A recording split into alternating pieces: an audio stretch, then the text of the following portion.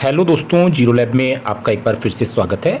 अगर आप microwave oven की रिपेयरिंग सीखना चाहते हैं तो ये वीडियो जो है आपके लिए काफ़ी ज़्यादा इंपॉर्टेंट होने वाला है, क्योंकि इस वीडियो में मैं आपको जो हमारे लेटेस्ट टेक्नोलॉजी के माइक्रोवेव ओवन होते हैं, जिनमें माइक्रोवेव, कन्वेक्शन और ग्रिल तीनों फीचर होते हैं, के बारे में बताने वाला हूं।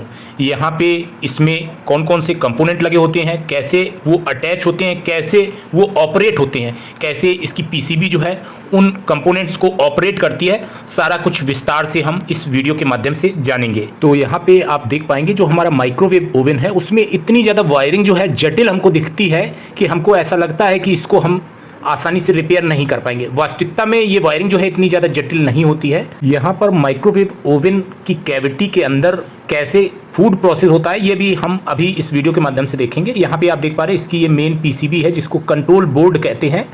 यहीं पे हमारी इसकी बटन्स लगी होती है और ये हमारे सारे जो इसको कंपोनेंट होते हैं इसको कंट्रोल करती है। तो यहाँ पे कंट्रोल बोर्ड द्वारा इन सभी कंपोनेंट्स को कंट्रोल किया जाता है। कंट्रोल बोर्ड का भी काम बिल्कुल सिंपल है। तो यहाँ पे सबसे पहले हम इसके प्लग को देखते हैं। आप यहाँ पे देखेंगे कि इसका ये पावर प्लग है और इसमें 3 वायर्स हैं। पहला वायर जो लाइन का वायर है वो हमारा फ्यूज से होके हमारी सप्लाई जो है माइक्रोवेव ओवन के अंदर पहुँचाता है। ये हमारा लाइन का वायर है रेड कलर का। इसके अलावा आप देख पाएंगे एक ग्रीन वायर और है, ये अर्थिंग का वायर है जो कि हमारे माइक्रोवेव ओवन के साथ ग्राउंड हो जाता है। तो यहाँ पे आप देख पाएंगे इसका ये न्यूट्रल का वायर है जो कि यहाँ पे थर्मल कट ऑफ लगे हैं जो कि ओवर हीट में प्रोटेक्शन देते हैं। जैसे यहाँ पे मैग्नेट्रॉन को प्रोटेक्शन देने के लिए ये थर्मल कट ऑफ है। दूसरा थर्मल कट ऑफ इसकी कैविटी के साथ कनेक्ट है जो कि अंदर का टेम्परेचर ज़्यादा होने की स्थिति में प्रोटेक्शन फीचर जो है वो प्रोवाइड करता है। इसके बाद आप यहाँ पे देख पाएंगे एक बल्ब जो है यहाँ पे लगा होता है। जो कैविटी में लाइट आती है, रोशनी आती है, वो इसी बल्ब के कारण होती है। तो यहाँ पे ये सारी वायरिंग जो है इसको आप बड़ी आसानी से समझ पाएंगे। पहली चीज़ तो इसमें जितने भी कंपोनेंट लगे हैं उनके ये प्लग हैं और ये प्लग एक स्विच की तरह हैं। यहाँ पे इन दोनों पॉइंट्स को हम सॉर्ट करेंगे किसी भी प्लग में तो वही कंपोनेंट जैसे माइक्रोवेव या हमारा कन्वेक्शन या ग्रिल फीचर जो है वो वर्क करने लगता है। तो यहाँ पे सिंपल सा प्रोसेस है। अब यहाँ पे आप समझिए कि जैसे माइक्रोवेव ओवन में जो मैग्नेट्रॉन होता है, जैसा कि आप देख पा रहे हैं, इस मैग्नेट्रॉन को पावर ऑन करने के लिए या इसके कन्वेक्शन को पावर ऑन करने के लिए यहाँ पे कन्वेक्शन जो है आप देख पाएंगे इसमें 2 हीटिंग एलिमेंट्स लगे हुए हैं। तो इस तरीके से ये कन्वेक्शन है और यहीं पे इसका फैन भी लगा है। कन्वेक्शन जो है इस तरीके से होता है कि यहाँ से एयर जो है वो हमारी इन फिलामेंट से होकर गर्म होती है और ये एयर जो है मैं आपको दिखाता हूँ कि यहाँ से ये जो मैंने पहले फैन दिखाया था यहाँ से ये सक करती है एयर और हीटिंग कॉइल से होती हुई यहाँ से ये दोबारा से कैविटी में भेज दी जाती है। तो कैविटी का टेम्परेचर जो है धीरे धीरे बढ़ता जाता है, खाना हमारा प्रोसेस्ड होता है इस तरीके से। तो यहाँ पे जो कन्वेक्शन फीचर है इसका वो जैसे काम करता है वैसे ही दूसरे फीचर जो है वो भी काम करते हैं। यहाँ पे आप देख पाएंगे, मैं आपको दिखाता हूँ कि यहाँ पे ग्रिल के लिए भी एलिमेंट है। ये ग्रिल का एलिमेंट है, इसके 2 वायर्स हैं यहाँ पे आप देख पाएंगे और अंदर ग्रिल फीचर जो है उसके लिए हीटिंग ये एलिमेंट देख पाएंगे। इस हीटिंग एलिमेंट द्वारा फूड को गर्म किया जाता है। यहाँ पे आप देख पाएंगे ये ग्रिल फीचर प्रोवाइड करता है हमारे माइक्रोवेव ओवन में और इसकी सप्लाई भी हमारी जो है आप देख पाएंगे इन्हीं में से एक प्लग जो है इसका ग्रिल के लिए भी है। तो ग्रिल वाला प्लग जो है ये ब्लैक है और यहाँ पे आप पीसीबी बोर्ड में देख पाएंगे, पीसीबी बोर्ड में ये रिले लगी हुई हैं। अब यहाँ पे रिलेज का काम जो है इन पॉइंट्स को सॉर्ट करना है। यहाँ पे रिले जो है वो सॉर्ट करती है। पहली रिले आप देखेंगे ये मेंस की सप्लाई जो है वो हमारी ऑन करती है। मेंस की सप्लाई हमारी माइक्रोवेव ओवन में सभी पॉइंट्स पे जाए। यहाँ पे न्यूट्रल तो हमारा डायरेक्ट पहुंचता है हर एक कंपोनेंट में। तो यहाँ पे मेंस की सप्लाई ऑन होने के बाद आप देख पाएंगे इसमें वीपीसी लिखा है, यानी ये मैग्नेट्रॉन वाली सप्लाई है। मैग्नेट्रॉन के हाई वोल्टेज ट्रांसफार्मर को सप्लाई जो है इसी रिले द्वारा पहुंचाई जाती है। मैग्नेट्रॉन हमारा चालू हो जाता है। इसके बाद आप नेक्स्ट देखेंगे यहाँ पे ग्रिल की भी रिले दी गई है।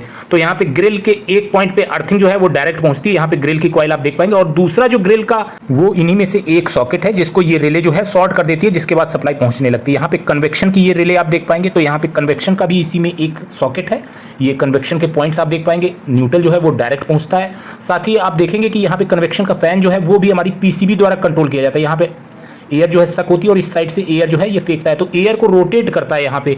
तो एयर धीरे धीरे गर्म होती जाती है और हमारा फूड जो है उसको प्रोसेस किया जाता है, फूड जो है हमारा पकाया जाता है। तो इस तरीके से ये फीचर जो है काम करता है। यहाँ पे इसकी मोटर को इसकी पीसीबी बोर्ड द्वारा कंट्रोल किया जाता है। यहाँ पे दूसरी एक मोटर और लगी है जिसका काम जो है मैग्नेट्रॉन को ठंडा रखना है, साथ ही ये पूरी यूनिट को भी ठंडा रखता है। तो यहाँ पे ये 2 रिले हैं जिसमें एक कन्वेक्शन के लिए है और दूसरी बीपीसी आप देख पाएंगे। तो यहाँ पे कन्वेक्शन वाली रिले जो है वो इस फैन को ऑन करती है, जिसके बाद कन्वेक्शन फीचर चालू होता है और यहाँ पे बीपीसी फैन वाली रिले ये है जो कि हमारे बड़े वाले फैन को, जो कि हमारे मैग्नेट्रॉन को ठंडा रखता है, साथ ही पूरी यूनिट को भी ठंडा रखने का काम करता है, इस फैन को ऑपरेट करती है। तो यहाँ पे इस तरीके से ये दोनों फैन जो है कंट्रोल किए जाते हैं। इसके अलावा आप ये मेन कनेक्टर जो है देख पाएंगे, यहीं से हमारे पीसीबी बोर्ड, ये जो पीसीबी बोर्ड है इसमें न्यूट्रल और लाइन के पॉइंट्स हैं, साथ ही आप देख पाएंगे सीएफ और बीएफ के पॉइंट्स हैं जो कि हमारे फैन के एक एक वायर को कंट्रोल करते हैं, यहाँ पे फैन को ऑपरेट करते हैं। न्यूट्रल डायरेक्ट पहुंचता है, इसके अलावा लाइन और न्यूट्रल का पॉइंट जो है वो हमारे पीसीबी पे पहुंचता है। यहाँ पे आप एक सेंसर और देख पाएंगे, ये सेंसर जो है कैविटी के साथ कनेक्ट है और ये भी हमारे मेन पीसीबी बोर्ड के साथ ये कनेक्टर जो है कनेक्ट होता है। आप यहाँ पे देख पाएंगे इस वाले पॉइंट के साथ में यहाँ पे हम सेंसर का कनेक्टर जो है उसे कनेक्ट करते हैं।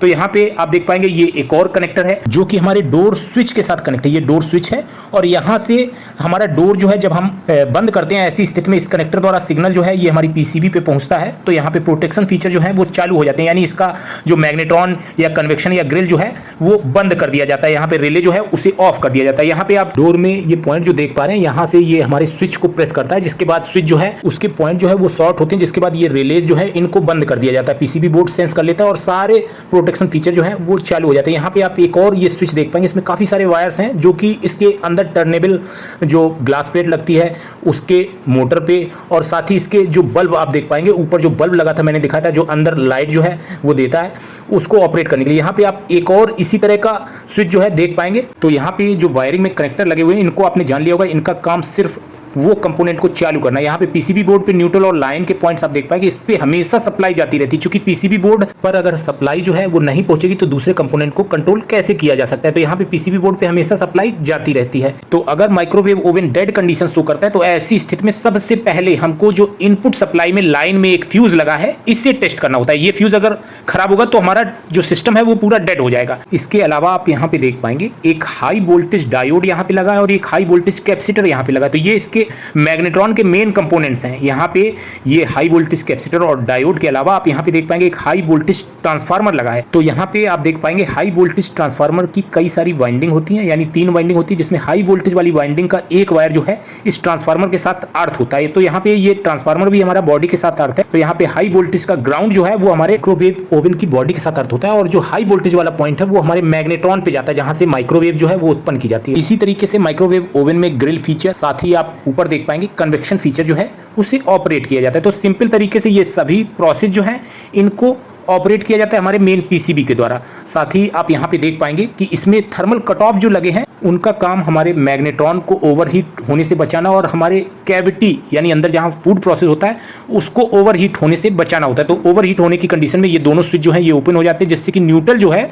वो हमारा किसी भी कंपोनेंट हीटिंग कंपोनेंट में नहीं जाता है, तो सारे हीटिंग कंपोनेंट जो है वो बंद हो जाते हैं। तो इस तरीके से सेफ्टी फीचर जो है वो हमें मिलता है। तो यहाँ पे अब हम इसकी पीसीबी को देख लेते हैं। आप देख पाएंगे इसकी ये पीसीबी है और इसके अपोजिट साइड में आप देख पाएंगे 2 एसएमडी आईसीज लगी हैं। तो यहाँ पे ये जो आईसीज हैं ये इसकी एमसीयू है। यहाँ पे एमसीयू को पावर देने के लिए, साथ ही इसकी डिस्प्ले को पावर देने के लिए एक आईसी और लगी है। तो इस तरीके से इस साइड पे हमें केवल यही 2 आईसी और इसकी एलईडी डिस्प्ले देखने को मिलती है। वास्तव में ये जो हमारा पीसीबी बोर्ड है इसमें एक एसएमपीएस पावर सप्लाई होती है और जिसका काम इन रिलेज को कंट्रोल करना है। इसमें आप एक यहाँ पे एनटीसी लगा देखेंगे, इसके आगे एक एमओवी लगा हुआ है और यहाँ पे आप कुछ इलेक्ट्रोलाइट कैपेसिटर देख पाएंगे। यहाँ पे एक पावर आईसी लगी हुई है और यहाँ पे आप आगे देखेंगे कि इसमें एक इंडक्टर ट्रांसफार्मर भी लगा। ये इसका इंडक्टर ट्रांसफार्मर, यहाँ 2 ऑप्टो कपलर हैं, यानी करंट और वोल्टेज दोनों को कंट्रोल किया जाता है यहाँ पे। तो इस तरीके से 2 ऑप्टो कपलर वाला ये सर्किट है। कुछ इलेक्ट्रोलाइट कैपेसिटर इसकी सेकेंडरी साइड में लगे हैं। यहाँ पे इन रिलेज को भी यही पावर सप्लाई जो है इसको ऑपरेट करती है। साथ ही आप देखेंगे ये बड़ी वाली रिलेज जो है